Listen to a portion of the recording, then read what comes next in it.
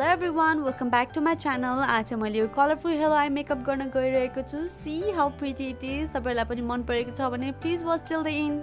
अनि आइब्रो चाहिँ मैले बनाइसकेको छु. यसको ट्युटोरियलको लिंक म डिस्क्रिप्सन बक्समा राख्दिन्छु. You can check there. मैले आईस्याडो बेसको लागि Revlon को आईस्याडो प्राइमर लगाइसकेको छु. यो म्याट कलरफुल स्याडोज को लागि चाहिँ मैले जेम्स साल्स प्यालेटबाट युज गरेको छु. सुरुमा आईस्याडो प्राइमरलाई सेट नगरिकन मैले यो रेड कलरको आईस्याडो आउटर भी मा राख्दै छु.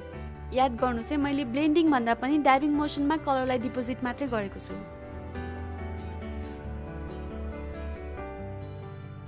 त्यसरी नै यो ब्लू कलरको स्याडो पनि इनर लिड देखि यो रेड सेड सम्म राख्दै छु. मलाई चाहिँ यो अलि तल नै भए जस्तो लागेर थोरै माथिसम्म यो रेड र ब्लू लाई अप्लाई गर्दै छु किनकि अहिले हामीले त्यो क्रिजलाई कट गर्ने बेलामा यो कलर नै छोप्यो भने त त्यो लगाएको मतलब नै हुँदैन नि त. अब यो रेड र ब्लू आईस्याडो को माथि सबै ब्रोबोन सम्म मैले यो येलो कलर को आईस्याडो ड्याबिङ मोसनमा अप्लाई गर्दै छु.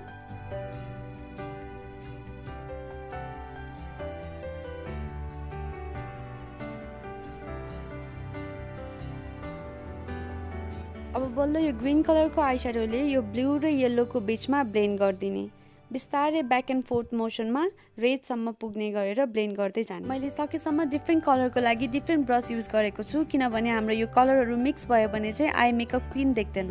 अब यो ग्रीन कलरको आईस्याडो लगाउँदा कतै हार्श लाइनहरू बसेको छ भने त्यसको माथि फेरि हामीले येलो आईस्याडो लगाउन सक्छौं. यो सबै प्रोसेसमा मेरो ब्लू कलरको आईस्याडो चाहिँ अलि फेड भएको छ त्यसैले म एकचोटी फेरि ब्लू आईस्याडोलाई चाहिँ डार्क बनाउँछु र ग्रीनसँग पनि ब्लेन्ड गर्छु.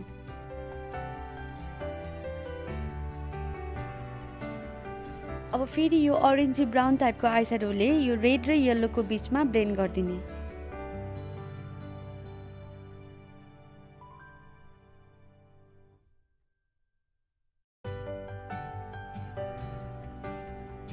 चाहिँ एउटा कन्सिलर मैले चाहिँ BH कस्मेटिक्स को टोटल कभरेज कन्सिलर लिएको छु. यस्तो यो फ्ल्याट ब्रशमा लिएर मिडल लिडमा मात्रै यो क्रिजलाई कट गर्दिने. यो गर्दाखेरि चाहिँ मैले अलिकति तलबाट स्टार्ट गर्छु र आफूलाई चाहिएको शेपमा मिलाउँदै माथितिर लग्छु. यसरी गर्दाखेरि चाहिँ हाम्रो बिग्रिने चान्सेस चाहिँ अलि कम हुन्छ. मैले यो मिडल पार्टमा चाहिँ कन्सिलर लगाउँदै छु र साइड साइडमा लगाउनको लागि चाहिँ पहिला ब्रशमा केही प्रडक्ट छ भने सबै पुस्छु र त्यो साइडमा अलरेडी भएको कन्सिलरलाई नै ब्लेन्ड गर्दिन्छु.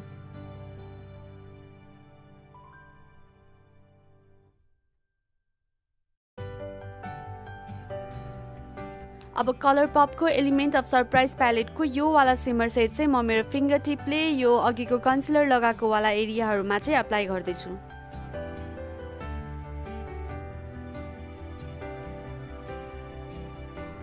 फेरि अघिको त्यो रेड आईस्याडो लिएर आउटर कर्नरमा लगाउँदै सिमर आईस्याडो सँग ब्लेन्ड गर्दिने.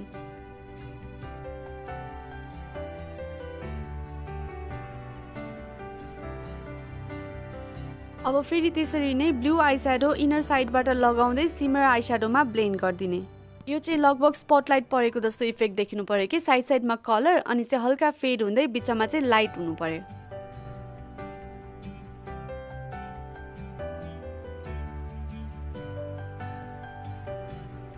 अब मैले एउटा क्लीन ब्लेन्डिङ ब्रश लिएको छु र जता जता अलिकति ब्लेन्डिङ नपुगे जस्तो त्यहाँ मात्रै हल्का ब्लेन्डिङ गरेको छु. बरु टेक योर टाइम तर मेकअपमा चाहिँ ब्लेन्डिङ एकदमै राम्रो हुनुपर्छ. आईलाइनरको लागि मैले यो Revlon को स्किनी लिक्विड लाइनर युज गरेको छु. मेरो आँखामा चाहिँ धेरै जस्तो मोटो विङ आईलाइनर बनायो भने चाहिँ त्यो सेपै राम्रो देख्दैन के त्यसैले मैले अलिकति पातलो विङ लाइनर बनाउँछु. यो आईलाइनरको विङ पार्टमा कतै बिग्रियो भने चाहिँ हामीले यसरी कन्सिलरले क्लीन पनि गर्न सक्छौं. अब यो क्रिजको लाइनलाई अलिकति हाइलाइट गराउनको लागि चाहिँ मैले यो व्हाइट लिक्विड लाइनर लगाउँदै छु. अब लोअर ल्यास लाइनको लागि मैले यो आउटर हाफमा चाहिँ रेडले ब्लेन्ड गर्दै छु.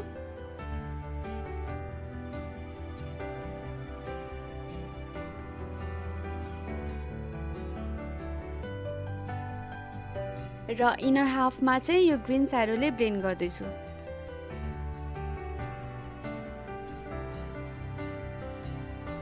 अब अघि आइलिडमा लगाएको सिमर सेट फेरि हल्का त्यो ग्रीनको माथि लगाउँदै छु.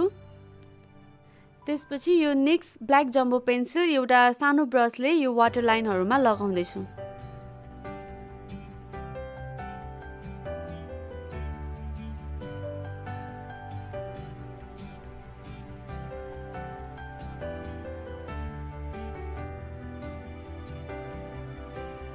अब त्यसपछि आइल्यासेस, यो आइल्यासेस लगाएको एउटा सर्ट ट्युटोरियल चाहिँ मेरो टिकटक इन्स्टाग्राममा पनि छ, तपाईले हेर्न सक्नुहुन्छ। मेरो युजर नेम सेम नै छ, सुलोचनासार्ट। यही युट्युबमा पनि एउटा ल्यासेस एप्लिकेसन ट्युटोरियल छ मेरो, त्यो चाहिँ अलिकति डिफ्रेन्ट वेमा छ, त्यसको पनि म लिङ्क डिस्क्रिप्सन बक्समा राखिदिन्छु, त्यो पनि हेर्न सक्नुहुन्छ।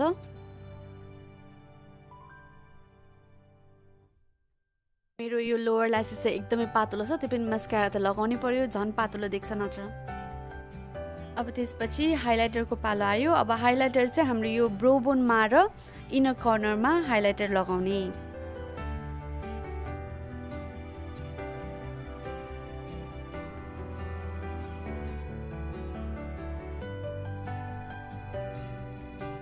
So this is my complete look. मलाई चाहिँ एकदमै मन परेको छ। तपाईहरुलाई चाहिँ कस्तो लागेको छ कमेन्ट सेक्सनमा भनिदिनु होला। राम्रो लागेको छ भने लाइक गरिदिनु होला र मेरो च्यानलमा कोही नयाँ आउनु भएको छ भने please don't forget to subscribe my channel for more makeup related videos. अनि also let me know if you try this look, you can tag me in Instagram or send me your pictures. Thank you for watching.